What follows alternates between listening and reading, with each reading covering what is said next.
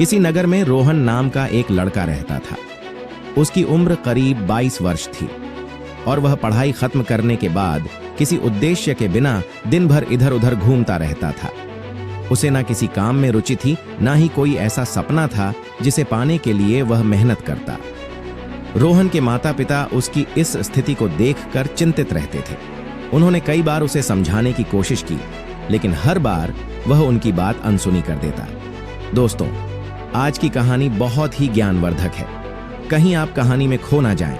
इससे पहले वीडियो को लाइक और दी डेली मोटिवेटेड चैनल को सब्सक्राइब कर लीजिए। अगर आप भी गौतम बुद्ध को दिल से मानते हैं तो कमेंट में नमो बुद्धाय लिखना ना भूलें। तो चलो कहानी शुरू करते हैं। रोहन का दिन व्यर्थ की गतिविधियों में निकलता था। वह अक्सर अपने दोस्तों के साथ सड़क किनारे चाय की दुकान पर बैठा गपशप करता। कभी वह मोबाइल पर गेम खेलता तो कभी बिना उद्देश्य के सोशल मीडिया स्क्रॉल करता। धीरे धीरे उसकी यह आदतें उसकी सेहत पर भी असर डालने लगी।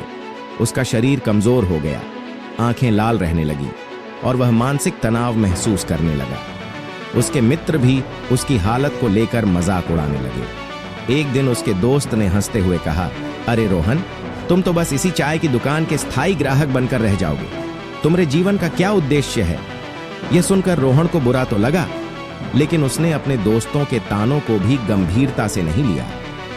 एक सुबह जब सूरज धीरे धीरे पूर्व दिशा से निकल रहा था और नगर के लोग अपने अपने कार्यों में व्यस्त हो रहे थे, रोहन ने सोचा कि आज वह थोड़ा टहलने जाएगा।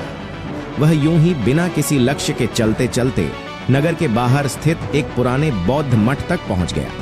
वहां का वातावरण बहुत शांत और दिव्य था। पेड़ पौधे हरे भरे थे और हवा में एक अद्भुत ताजगी थी। मठ के पास एक बड़ा सा बोधि वृक्ष था, जिसके नीचे एक वृद्ध बौद्ध भिक्षु ध्यान में मग्न बैठे थे। उनका चेहरा तेजस्वी था और उनके व्यक्तित्व में एक विशेष आभा थी। रोहन ने उन्हें कुछ देर तक देखा और फिर धीरे धीरे उनके पास जाकर बैठ गया। भिक्षु ने आंखें खोलीं और रोहन को अपनी ओर देखते हुए मुस्कुराए। उन्होंने बड़े प्यार से कहा, वत्स, क्या तुम किसी परेशानी में हो? तुम मुझे बहुत विचलित लगते हो। रोहन ने अपनी जीवन की दुविधा को भिक्षु के सामने रखते हुए कहा, स्वामी जी, मेरे जीवन में कोई उद्देश्य नहीं है। मैं हमेशा खाली बैठा रहता हूं और मुझे समझ में नहीं आता कि मैं क्या करूं। मेरे पास ना तो कोई सपना है और ना ही किसी चीज के लिए प्रेरणा। भिक्षु ने कुछ देर तक रोहन को ध्यान से देखा और फिर गहरी आवाज में बोले, पुत्र, खाली बैठना सबसे बड़ा अभिशाप है। तुम्हारा मन और शरीर दोनों ईश्वर की दी हुई अमूल्य देन है। यदि तुम इन्हें व्यर्थ में बर्बाद करोगे तो यह जीवन भी बर्बाद हो जाएगा। मैं तुम्हें सफलता के 10 नियम बताता हूं। यदि तुम इन्हें अपनाओगे तो तुम्हारा जीवन बदल सकता है। रोहन ने श्रद्धा से सिर झुकाया और भिक्षु की बातों को ध्यान से सुनने के लिए तैयार हो गया। नंबर पट, एक सपनों को लक्ष्य में बदलो। भिक्षु ने कहा, हर व्यक्ति के मन में कोई सपना होता है, परंतु केवल सपने देखना ही पर्याप्त नहीं है। जो अपने सपनों को लक्ष्य में बदलते हैं वही सफलता प्राप्त करते हैं। सबसे पहले यह तय करो कि तुम्हें अपने जीवन में क्या पाना है। यदि तुम यह नहीं जानोगे तो तुम्हारा जीवन बिना दिशा के एक भटके हुए जहाज की तरह होगा। यह सुनकर रोहन ने सोचा कि उसने अपने जीवन में कभी कोई लक्ष्य निर्धारित नहीं किया था। उसका मन पहली बार अपने जीवन की दिशा के बारे में सोचने पर मजबूर हुआ। नंबर 2, समय का सही उपयोग करो। भिक्षु ने आगे कहा, पुत्र, संसार में समय सबसे मूल्यवान चीज है। यदि तुम समय को बर्बाद करते हो तो यह कभी लौट कर नहीं आता। जो व्यक्ति समय की कदर नहीं करता उसे जीवन में सफलता नहीं मिलती। हर क्षण को एक अवसर की तरह देखो और उसका सदुपयोग करो। एक थक दिन वही है जिसमें तुमने कुछ नया सीखा हो या कोई ऐसा कार्य किया हो जो तुम्हारे लक्ष्य के करीब ले जाए। भिक्षु ने एक कथा सुनाई। प्राचीन समय में एक राजा था जो बहुत आलसी था। उसके राज्य का हाल बुरा था क्योंकि वह हमेशा सोचता रहता कि वह कल से काम करेगा। एक दिन उसका राज्य शत्रुओं ने छीन लिया।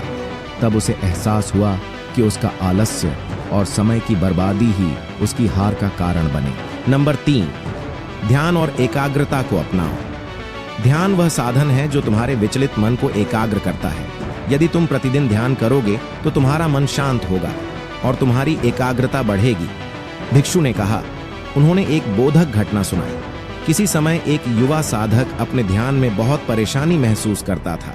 उसका मन भटकता था और उसे कभी शांति नहीं मिलती थी। फिर उसके गुरु ने उसे पेड़ की जड़ों को देखने का निर्देश दिया। साधक ने देखा कि जड़ें जमीन में गहराई तक फैली हैं और मजबूत हैं। गुरु ने कहा, जैसे जड़ें पेड़ को स्थिर बनाती हैं, वैसे ही ध्यान तुम्हारे मन को स्थिर करेगा। तब से साधक का जीवन बदल गया। नंबर 4, छोटी छोटी आदतें विकसित करो। भिक्षु ने रोहन को बताया, हर बड़ा परिवर्तन छोटी छोटी आदतों से शुरू होता है। तुम हर दिन एक नई सकारात्मक आदत अपनाने की कोशिश करो, जैसे सुबह जल्दी उठना, पढ़ाई करना या व्यायाम करना। लगातार छोटे छोटे सुधार तुम्हें महान उपलब्धियों तक ले जाएंगे। रोहन को याद आया कि वह कभी अनुशासन में नहीं रहा था। उसने सोचा कि अगर वह अपनी आदतें सुधारना शुरू कर दे तो शायद उसका जीवन भी बेहतर हो सकता है। नंबर 5, स्वास्थ्य का ध्यान रखो। भिक्षु ने गंभीरता से कहा, एक स्वस्थ शरीर में ही स्वस्थ मन का निवास होता है। यदि तुम अपने शरीर का ध्यान नहीं रखोगे तो तुम्हें सफलता प्राप्त करने में कठिनाई होगी। तुम व्यायाम करो, पौष्टिक आहार लो और अपनी दिनचर्या में संतुलन बनाए रखो। स्वास्थ्य ही सबसे बड़ी पूंजी है। रोहन ने यह सुनकर सोचा कि वह कितना कमजोर हो गया था। उसने फैसला किया कि वह अपने शरीर को मजबूत बनाने के लिए हर दिन व्यायाम करेगा। नंबर 6, सकारात्मक सोच रखो। भिक्षु ने कहा, यदि तुम अपने जीवन में सकारात्मक सोच अपनाओगे तो तुम्हें हर परिस्थिति में अच्छा देखने की आदत हो जाएगी।